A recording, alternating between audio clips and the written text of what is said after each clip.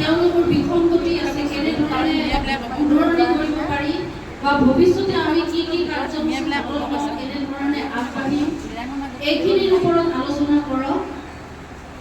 আৰু লখিমপুৰ জিলা সমিতিৰ সভানেত্ৰী বা সাধাৰণ সম্পাদিকা আমি বক্তব্য ৰাখিবলৈ আহ্বান জনাইছো। সাংগঠনিক বিগত এটা পষেকক আমি দেখিলোঁ যে কেইবাটাও অসম ৰাজ্যখনৰ বা আমাৰ জাতীয় জীৱনৰ বিপক্ষে যোৱা কেইবাটাও কাম কৰা হ'ল। প্ৰথম কামটো হ'ল যে অসম বিধানসভাত হিন্দী ভাষাক এইবাৰ কাম কাজ কৰিবৰ কাৰণে সহযোগী ভাষা হিচাপে তেওঁলোকে তাত স্বীকৃতি প্ৰদান কৰা হ'ল। হিন্দী স্বাভাৱিকতে এটা সৰ্বভাৰতীয় ভাষা, বিভিন্ন মানুহে বিভিন্ন সময়ত কৈ নতুনকৈ আকৌ অসম বিধানসভাত হিন্দী ভাষাক স্বীকৃতি দি কি বুজাব বিচৰা হৈছে আচলতে। তাৰ পৰিৱৰ্তে দেখা গ'ল যে প্ৰথম অৱস্থাত তেওঁলোকে বড়ো ভাষাক তাৰ পৰা উঠাই দিব খুজিছিল, তাৰপিছত হিন্দী তাতে জাপি দিয়া হ'ল। কিন্তু হিন্দীৰ পৰিৱৰ্তে কিয় আমাৰ জনগোষ্ঠীয় বা জনজাতীয় ইমানবিলাক ভাষা আছে। আজি আমাৰ উজনি অসমৰ আটাইতকৈ যিটো ডাঙৰ জনজাতি মিচিং জনজাতি, মিচিংসকলৰ ভাষাটো তাতে কিয় অন্তৰ্ভুক্ত কৰা নহ'ল। ঠিক আছে, তেওঁলোকে ক'ব পাৰে যে হিন্দী এটা তেওঁলোকৰ মতেতো এটা ৰাষ্ট্ৰীয় ভাষা, হিন্দী কেতিয়াও ৰাষ্ট্ৰীয় ভাষা নহয়, তথাপিও সকলোৱে কোৱা ভাষা হিচাপে হিন্দী ভাষা এনেও এটা গ্ৰহণযোগ্যতা এটা স্বীকৃতি পাই আছে। নতুনকৈ আকৌ অসম বিধানসভাত হিন্দী ভাষাক দিবলগীয়া নাই। যদি দিবলগীয়া আছে আমাৰ জনগোষ্ঠীয় জনজাতীয় ভাষাবিলাক অসম বিধানসভাত স্বীকৃতি প্ৰদান কৰিবৰ কাৰণেহে আমি অসম জাতীয়তাবাদী যুৱ ছাত্ৰ পৰিষদে দাবী জনাইছোঁ। আন এটা বিষয় যে শ্যামাপ্ৰসাদ মুখাৰ্জীৰ নামত গুৱাহাটীতেই কেইবাটাও অনুষ্ঠান আছেই।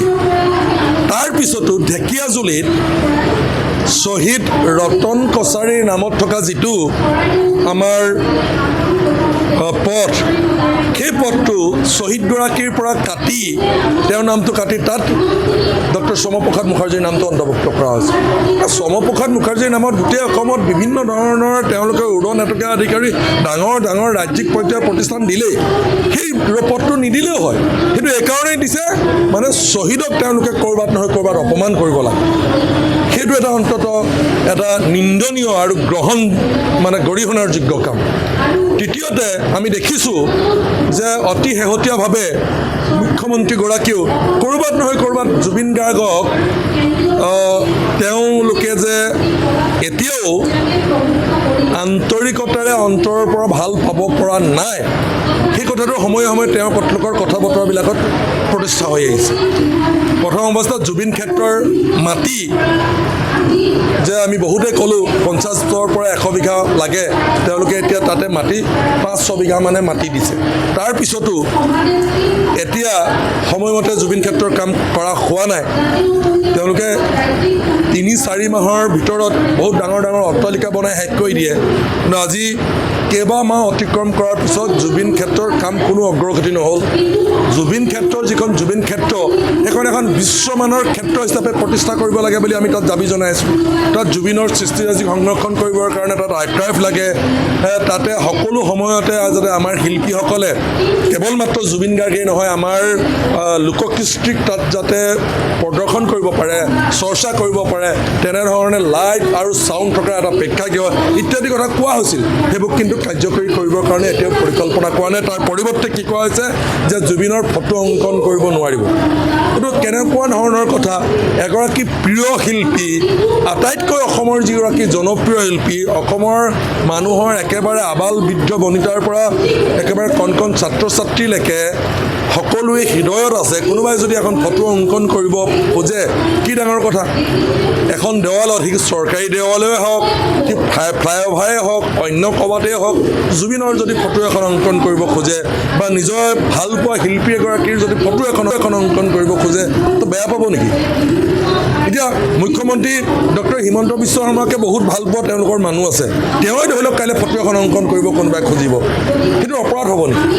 গতিকে এনেকুৱা ধৰণৰ যিবিলাক মই ভাবোঁ বিষয়, সেই বিষয়বিলাক আঁতৰি চলিব লাগে। তাৰ পৰিৱৰ্তে আমাৰ খিলঞ্জীয়া মানুহৰ যিবিলাক সমস্যা, সেই সমস্যাবিলাকক সমাধান কৰিবৰ কাৰণে তেওঁলোকে চেষ্টা কৰক।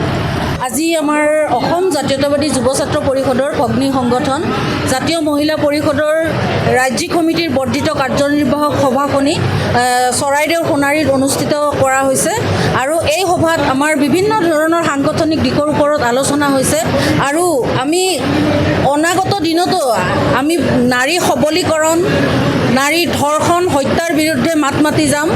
আমাৰ জাতীয় মহিলা পৰিষদে জন্মলগ্নৰে পৰা অসম জাতীয়তাবাদী যুৱ ছাত্ৰ পৰিষদৰ লগত একেলগে থাকি তেওঁলোকৰ সংগ্ৰামখনত সহযোগিতা কৰি আহিছে আৰু ভৱিষ্যতলৈ কৰি যাম।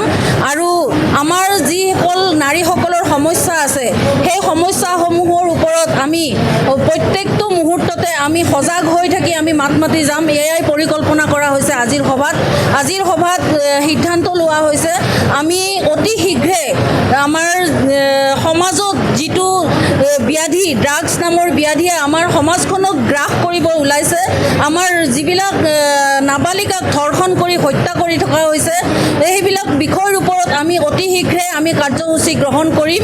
আমাৰ ড্ৰাগছে আমাৰ সমাজখনত নতুন প্ৰজন্মটোক উঠি অহা প্ৰজন্মটোক আমাক শেষ কৰিছে আৰু এই ড্ৰাগছ নিৰ্মূলৰ কাৰণে যাতে চৰকাৰে কঠোৰৰ পৰা কঠোৰতম ব্যৱস্থা গ্ৰহণ কৰে তাৰ ওপৰত আমি জাতীয় মহিলা পৰিষদে তেওঁলোকক আহ্বান জনাম, দাবী জনাম তাৰ ওপৰত যাতে তেওঁলোকে ব্যৱস্থা গ্ৰহণ কৰে আৰু এই অপৰাধীসকলক যাতে কঠোৰৰ পৰা কঠোৰৰ শাস্তি দিয়াৰ ব্যৱস্থা কৰে।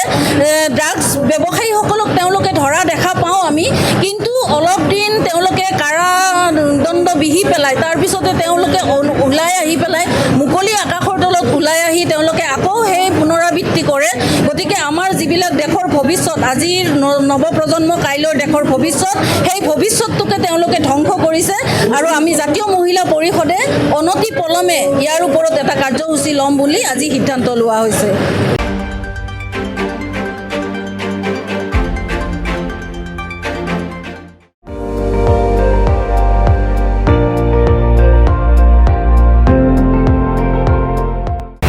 আপুনি চাই আছে ND24, সৰ্বশ্ৰেষ্ঠ নহয় সৰ্বোত্তমৰ দৌৰত।